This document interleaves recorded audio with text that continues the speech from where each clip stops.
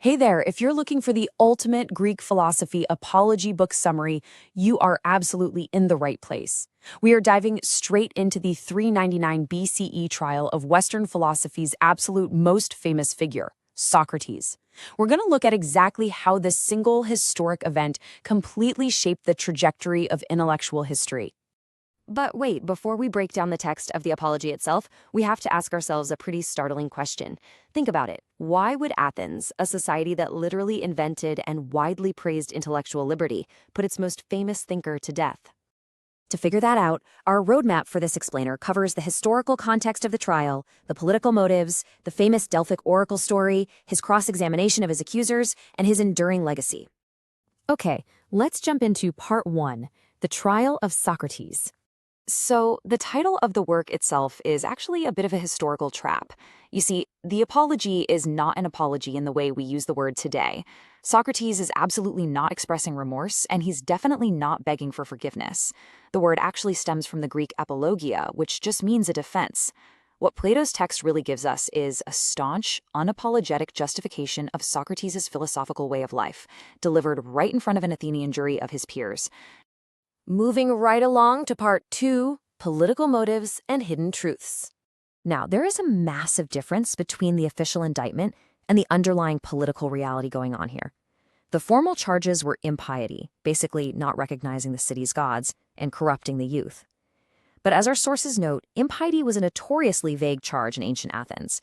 I mean, playwrights and poets publicly mocked the Greek pantheon all the time without facing execution.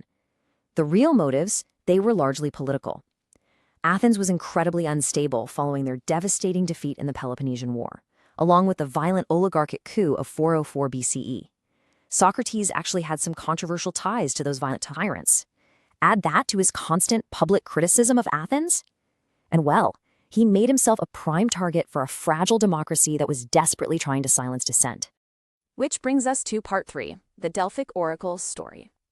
Keeping all that political tension in mind, let's look at the origin of his controversial reputation. Socrates actually traces it all back to a rather astonishing divine proclamation.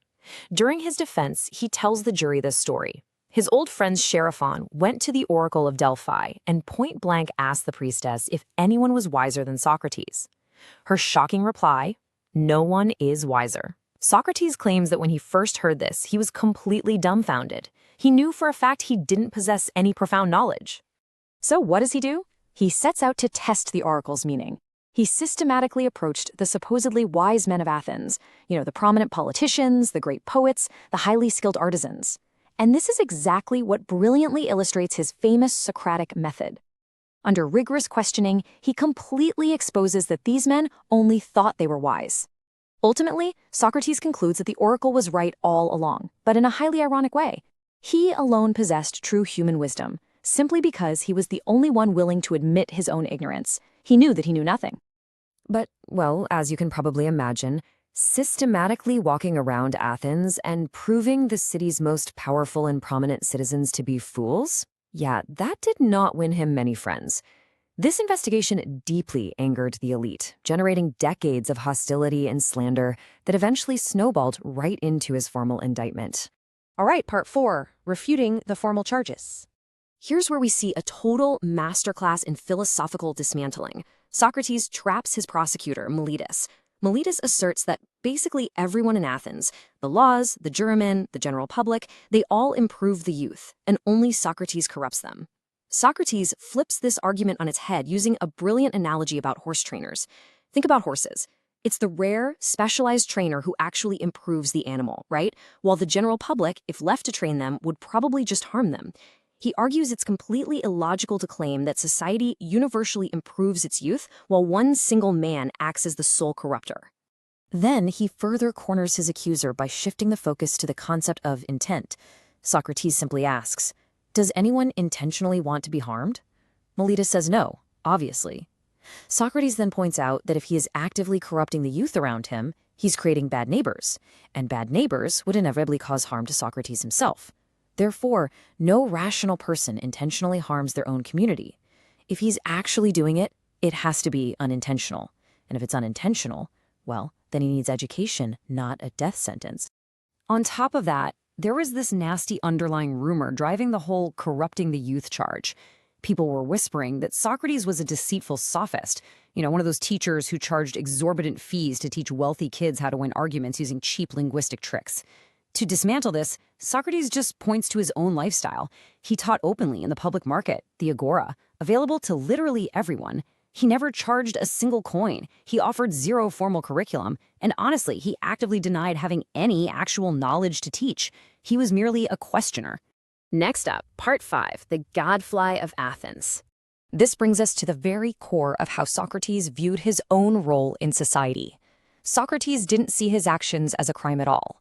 No, he saw them as a divine service.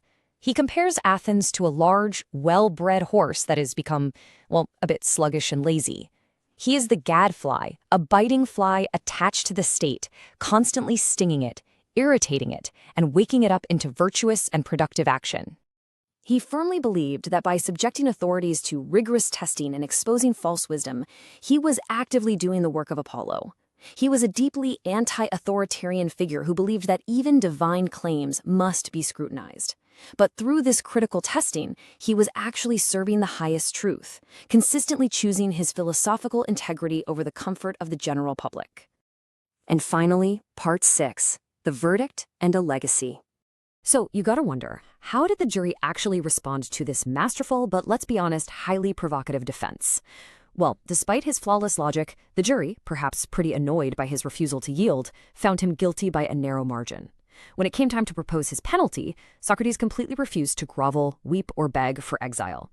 Instead, he cheekily proposed that for his immense service to the state, his penalty should be a reward of free meals at the Prytaneum.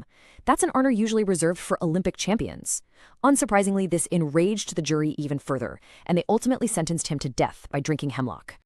In the end, Socrates leaves his executioners with a final, genuinely chilling warning. He essentially tells them that silencing their critic will absolutely not save them from having to examine their own lives. In fact, it's only going to spawn more critics. It leaves us with this incredible question. By executing him, did the Athenian court actually harm Socrates, a man who believed death was either just a peaceful sleep or a glorious migration of the soul? Or did they, by killing a truly wise man just to avoid feeling uncomfortable, forever harm themselves?